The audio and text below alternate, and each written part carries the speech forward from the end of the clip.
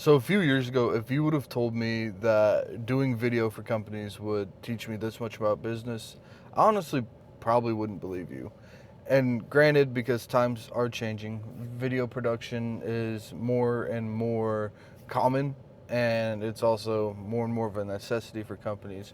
But also, the truth is, filming content for myself and my clients has honestly completely rewired how I see what actually makes a business grow. I guess there's a lot of different things that go into this. I mean, from seeing the behind the scenes of Wichita River Fest, the largest festival that happens honestly in the state of Kansas, and it's definitely the longest for sure. Um, I just getting to see the back end of how that company operates. Or even going into all these other different companies and sitting down, talking to their CEOs, etc., and just seeing like, okay, like, how can I help you grow within your industry? When you start, like, man, it's just really hard. So I guess kind of like moving into like, what are some purposes or what are some reasons companies should be utilizing content? First and foremost, documenting shows what you stand for. So, what I mean by this is when you start documenting or filming regularly, you notice what you repeat, your values, your perspective, how you talk, it all becomes clear. I've noticed myself, like, anytime I sit down to record a video about like how to grow as a company or grow as a videographer, like, I feel a lot more confident in it because that's what I know. But if I sit down and try to do a talk about how to make a deck or how to do this or how to do that, I'm going to fumble and stumble my way through it because I genuinely don't know what I'm talking about. And so I guess when it comes to you guys making content for yourselves or your companies, talk about what you know and what you're passionate about, because at the end of the day, that's where the audience is going to see the most genuine side of you. Also, they're going to just connect with you on a deeper level.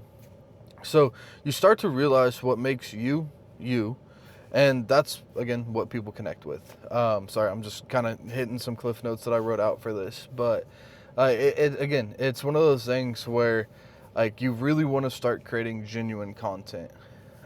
Secondly, videos force you to get organized. What I mean by this is you can't run a shoot day without a plan, and you can't do content at a scale without a system. It's one of those things where, like, content days, big or small, are really hectic. I mean, even like today, I'm just sitting in my truck filming, but I still planned out what I'm doing because I want to stay organized with it. Because if I just sat down and started babbling, it's not going to be exactly what I wanted, more than likely.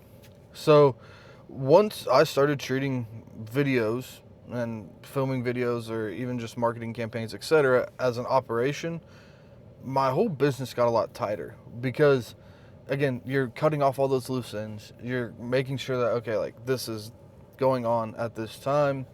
Like, okay, I'm going to film these certain videos. These are when they're going to come out. Like, you need to really have a strategy when going into the social media world. Okay, next one. Content builds confidence, yours and theirs. So with this, when clients see themselves on camera and feel proud about how they look and sound, it changes how they show up at the end of the day. And granted, this is always a hard one because we always hate how we sound on camera. We always think we sound stupid, we look stupid, etc. But really, the job of a videographer is to make you feel confident as you're doing it. So, like, if somebody stumbles and fumbles through it, but oh, okay, hey, you're doing great, but let's retry it this way. Or, hey, like, let's have you look this way if it's like a visual thing that could be fixed. And a lot of it too is like, as a videographer, taking the blame on yourself. Like, if they stumble through it, and you're like, oh, hey, like, my bad, like, let's redo it. I messed something up on my end. Just to, like, make them feel a little bit more confident that they're not the ones messing up. And also, again, this is all goes for myself as well, because putting myself on camera has helped me out so much more because I understand, like, the awkwardness of being in front of a camera. So when I'm filming somebody, they're being awkward, whatever, it's like, hey, listen, I understand. I used to hate sitting down in front of a camera, but it's one of those things where as soon as you start doing it, you get more comfortable doing it, you know? Next is, it's not just marketing, it's a connection. So again, we're building genuine connections through video. It's one of the most like personal, I guess you could say, ways to talk to your audience, because like a photo and a caption's cool, but you can hear my voice, you can see my mannerisms, you can like feel like you get to know me through video. So we're not just making promo clips, we're building trust, we're showing personality, and we're giving people a reason to genuinely care about us as a business. And again, that's bigger than just sales, it's culture. You want to create a community, you want to create culture within your company, because that's what keeps people around.